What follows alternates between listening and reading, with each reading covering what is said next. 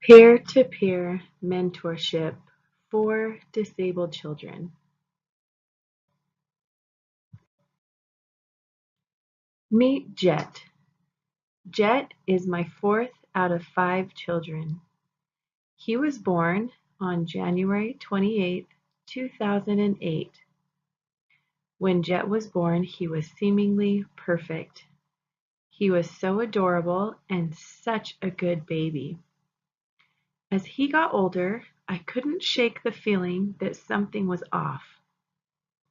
He learned to crawl at 12 months old and then walked at 16 months old, which isn't too far out of the normal range, but just far enough.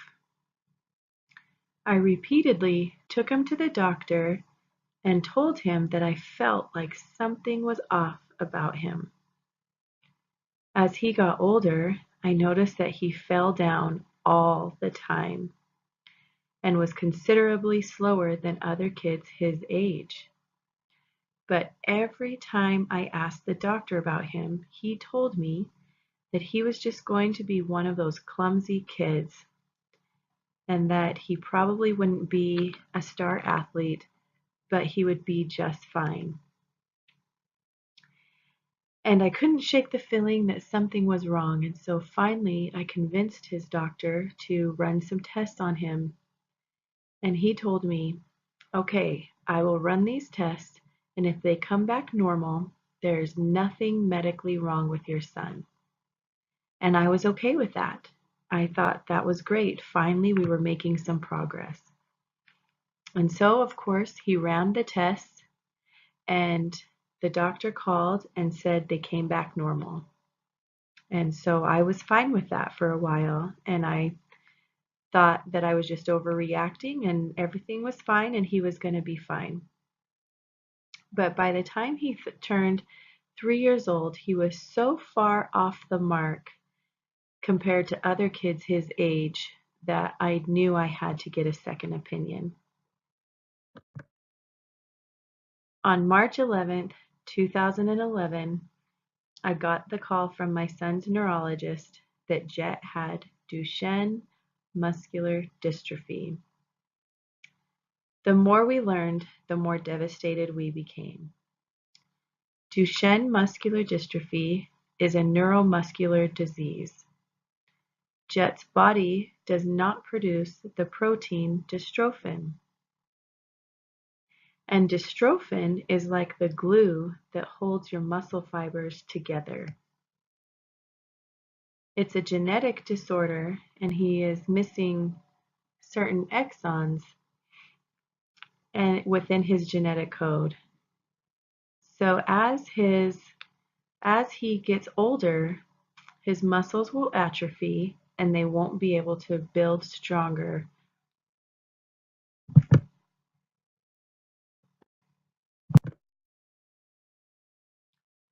So the timeline for my son and for other Duchenne boys is that they will completely lose their ability to walk between the ages of 9 to 12 years old.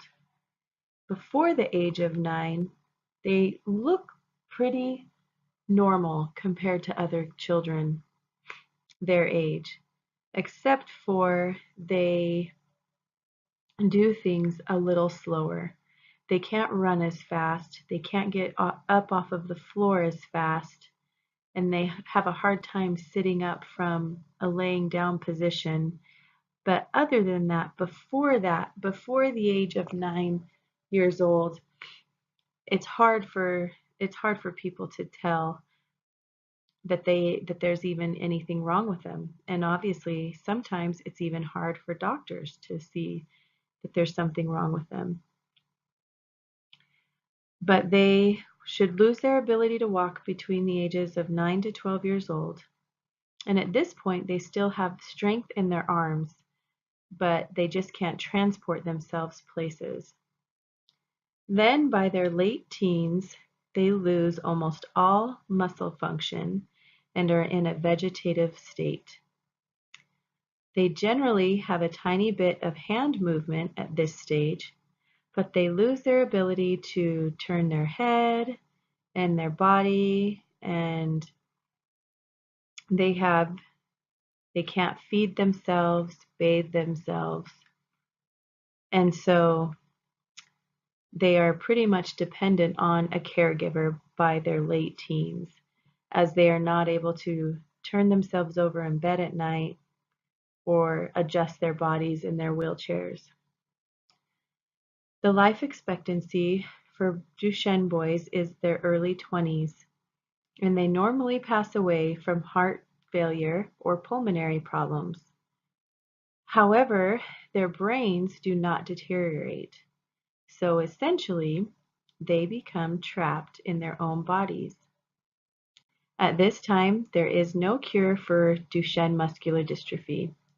It has a 100% fatality rate. It just is what it is.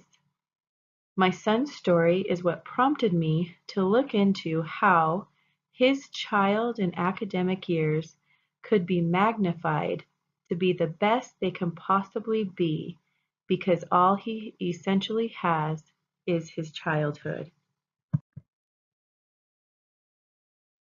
As most of you in the education field know, children with disabilities face many obstacles throughout their academic years. Sometimes the difficulties that they face are very apparent, and other times they struggle with things that are not visible to the average person. They have symptoms from their disability that sometimes does not allow them to feel good. If they are wheelchair bound, then they could be uncomfortable from sitting all day in an academic setting, or they might struggle with being on different types of medications. Then there is always the challenges that they face just knowing that they have a disabled body. It can be difficult for them to process not being able to do those things that other children their age can do. Mentally, those things can weigh on a child. Academically, they tend to struggle and are not able to learn at the same pace as their peers. They generally have IEPs that separate them from their peers as well.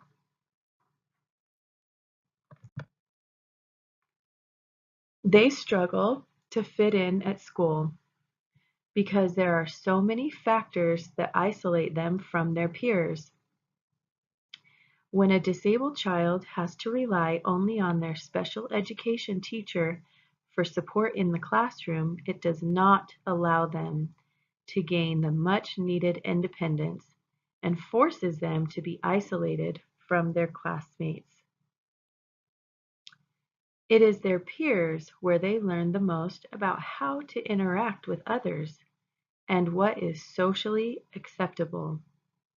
They also spend a large chunk of their day in a special education classroom separated from non-disabled children.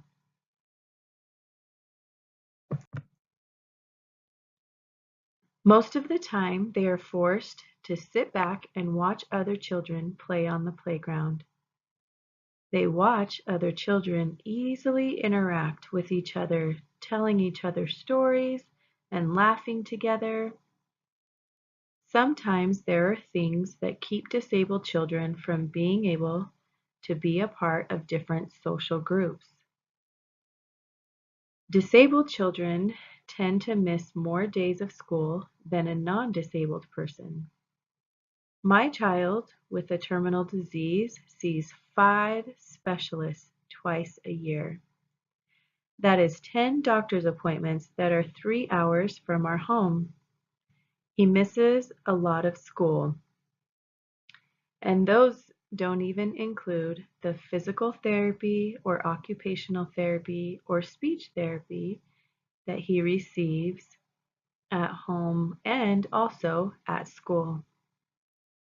He also fatigues so quickly that he has to modify his day in order to maintain his strength throughout the academic hours. He will usually spend his recess time inside the classroom because he lacks the strength to go out and play. Disabled children miss school more than the average child due to health problems. They cannot participate in all activities.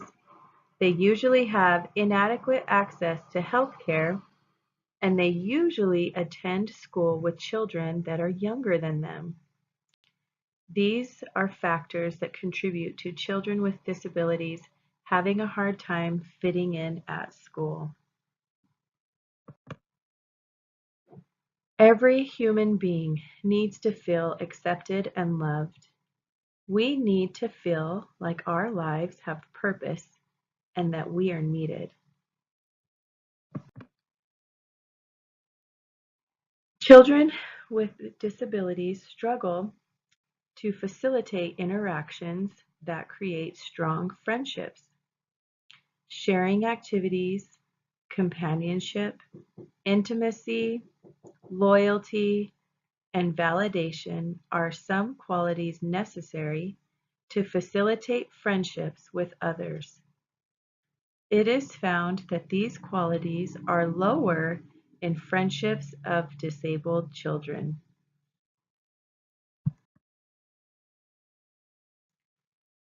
They are usually neglected rather than socially accepted by peers. Non-disabled children love to run and play and have fun. They generally have a lot of energy and they usually do a lot of physical activity in order to release some of that energy.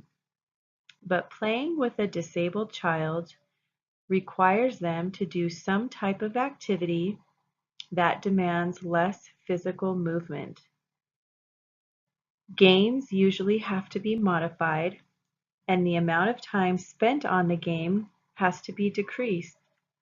So much so that the game they set out to play doesn't actually end up being the game they end up playing.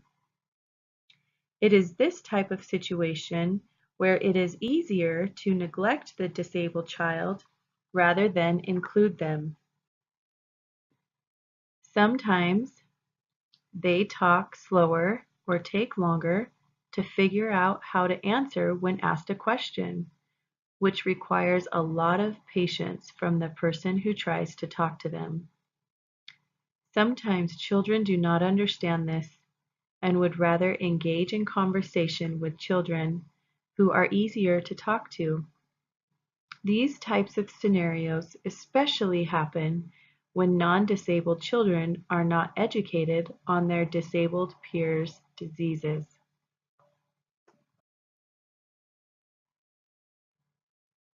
They are also more prone to bullying than someone who is not disabled. Disabled children often look different or have to use assistive devices that make them stand out to non-disabled children. Those children who are weak are easily targeted. Those children who can't defend themselves are the ones that experience more bullying than those who can.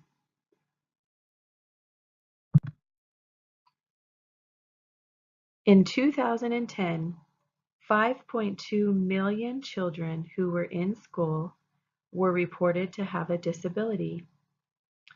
Over the past 10 years, the amount of disabled children has consistently increased. 36% of disabled children never finish high school. 37% move on to college after high school, compared to the 68% of non-disabled students who receive post-secondary education.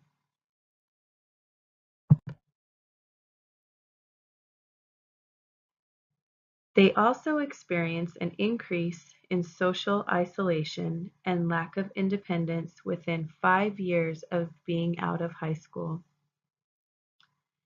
Data shows that disabled children that are socially excluded do not fare well personally. In 1985, Data was collected from the Los Angeles Suicide Prevention Center over 3 years, which showed that 50% of the suicides that occurred were children with learning disabilities. The needs of disabled children have been repeatedly overlooked. What they have been capable of has been underestimated, and what they stand in need of has not been considered. It is imperative for non-disabled children to interact with disabled children, for disabled children to learn the skills that they need outside of the classroom.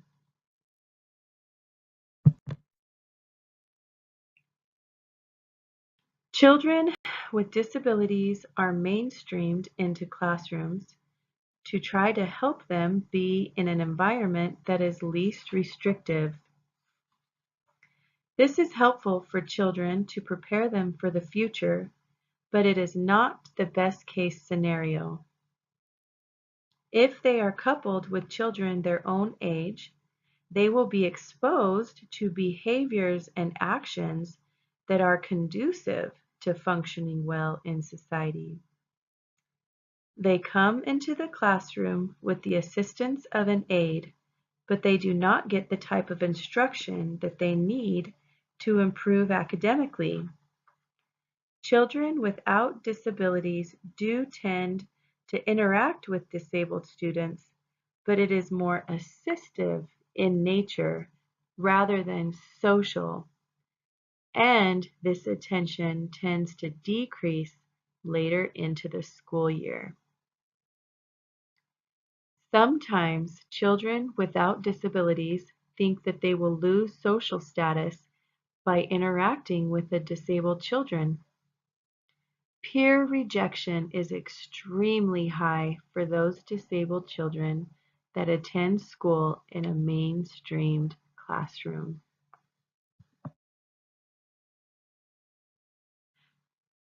When a disabled child interacts with a peer who has a higher set of social skills than their own, they will usually adopt those same behaviors. Social skills training positively impacts social adjustment and peer relationships. Children who have a mentor tend to experience a greater positive outcome than those children who do not have a mentor. Disabled children who experience peer-mediated interventions show definite improvements in language and intellectual measures. Mentors themselves benefit through increased ability to commit and follow through leadership skills, problem solving, and strengthening relationships, all the while building their own self-esteem. These are some of the benefits that disabled children can receive from having a mentor of their own peers. For disabled children to fit in at school, they need support beyond inclusion into mainstream classrooms. Disabled children not only need academic instruction at school, but also modeled behavior of how to function and behave in society. A peer-to-peer mentorship program is an effective way to bridge that gap. To implement the program, a director would have to be selected, preferably one from the special education department. That director would be in charge of recruiting, training, and overseeing the progress of those who volunteer to be mentors. Flyers would be sent home with all students explaining what the mentorship program is, how students could sign up for it, and what their responsibilities would be. Mentors would not be able to start the program without having a signed permission slip from their parents. Once mentors are selected, they will be educated on what the child's disability is that they will be mentoring. They will learn what to stay away from and what to expect so that the disabled child and mentor are never put in a dangerous situation. The mentor will be with the disabled child for a certain amount of time, one day out of the week. Their responsibility would be to model behaviors that are appropriate and include the child in all activities they participate in. Mentors would meet once a week with the director to discuss any concerns and successes. As a school district, every effort should be made to ensure a successful academic and social experience for every student. A peer-to-peer mentorship program effectively contributes to that goal by increasing a disabled child's ability to function well in the academic world as well as socially. Thank you.